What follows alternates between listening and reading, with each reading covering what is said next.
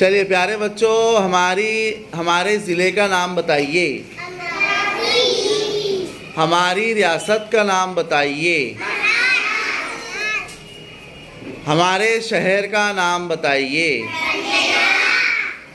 महाराष्ट्र के मुख्यमंत्री का नाम बताइए।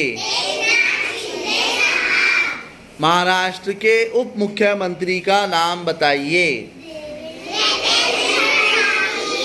देवेंद्र फडणवीस साहब। Very good. हमारी महानगर पालिका के कमिश्नर साहब का नाम बताइए। पूरा नाम बोलिए।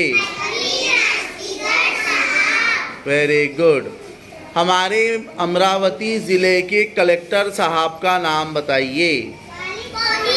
बोलिए, इधर से किसने बोला है? पवनीत कौर। Very good. हमारे अमरावती ज़िले की पुलिस कमिश्नर का नाम बताइए। बोलिए बोलिए। हाँ, आप बोलिए बेटा। डॉक्टर आरती सिंह। वेरी गुड, डॉक्टर आरती सिंह। चलिए, हमारे अमरावती ज़िले में कितने तालुके हैं? कितने तालुके हैं? Very good.